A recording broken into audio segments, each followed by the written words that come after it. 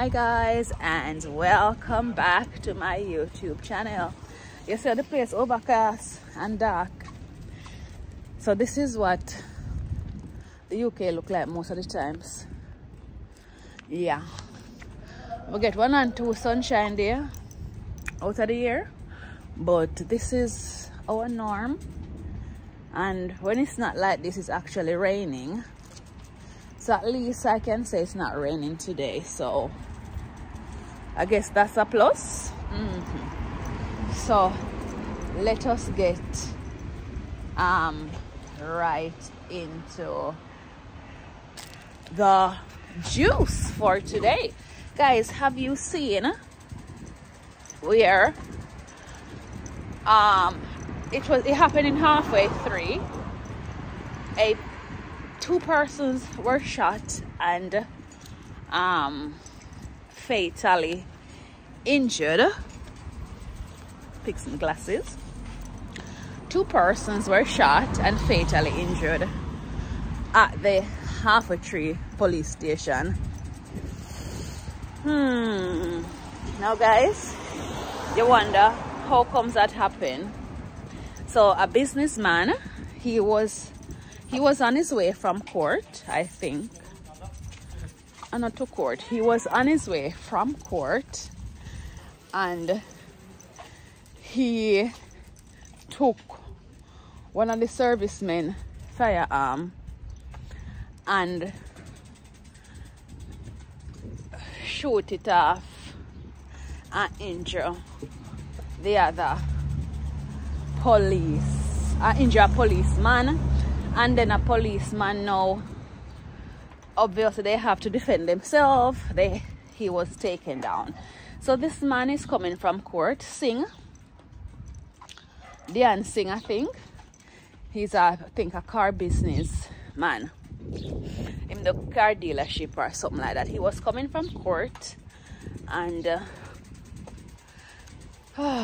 sometimes I wonder the police are not following protocols, because you treat some prisoners different from some. Because why wasn't that prisoner wearing his handcuff? Why wasn't he wearing a handcuff? Because regular Jamaican like me, black poor Jamaican like me, the police them deal with us differently from how they will deal with others. So if he's in custody and he's coming from a case at the courthouse, why wouldn't they be following the proper protocol, especially what happened with the case with Kevin Samuel? Who are Kevin Smith? Either Kevin Smith or Kevin Samuel, one of them in name. One of them. Remember that pastor guy who died?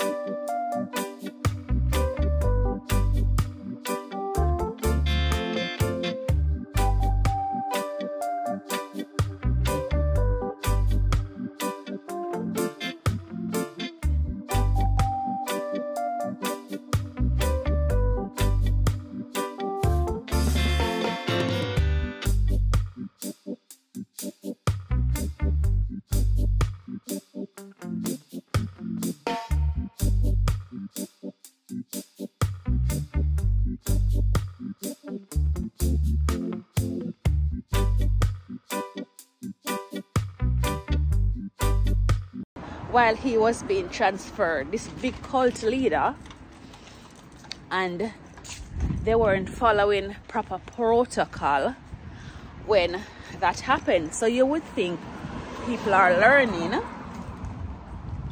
and the JCF have tightened up on certain things, but apparently they're not learn. Because if that happened, why would you leave your own safety at risk? So it's not even a matter of, oh, I'm a dog, that man, him not go do this and him not go do that, so we not have to wear no handcuff on him. But what about protecting your own health and safety? You come to work and you want to keep yourself safe to go back home to your families.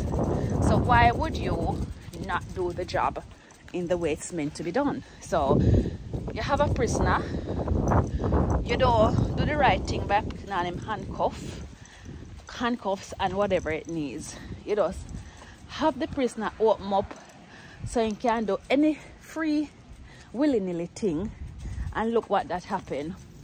An officer has been fatally wounded, and in return the officer has taken the thing out. So apparently what happened, they're coming from the courtroom, a tussle or some argument developed between one of the officers and the unseen. So hello, how are you? So instead of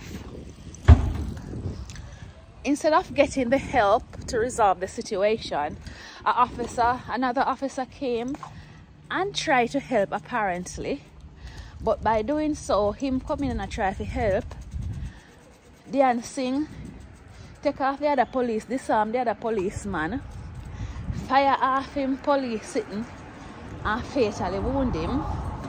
And so your friend come in a situation to help you. That's the kind of help you don't really need, innit? He came in a situation to help the policeman, but in turn, the policeman losing life because of you. Anyway, Kevin, a man go and a man grab away the gun from one of them and then use it on the other one. So when you hear of these things, sometimes you wonder how the JCF move so sloppy, or why is it that they're not learning or correcting mistakes that they have made? Why? Hold on, people.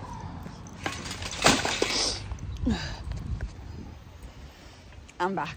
So guys, I'm gonna insert some clips maybe from the Observer or the Gleaner to let you read the full story on what took place with the man coming from court and the police that was fatally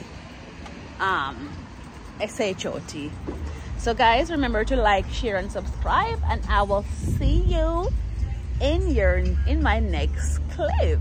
Peace.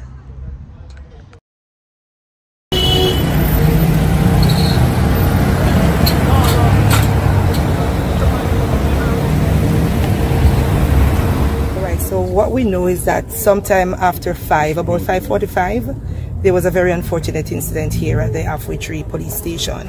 What we know as a fact is that a detective sergeant was in the process of transporting a businessman from the court, because he was attending court on a matter, taking him to his office. Sometime during the journey from the court to his office, he attacked the detective sergeant. A tussle ensued.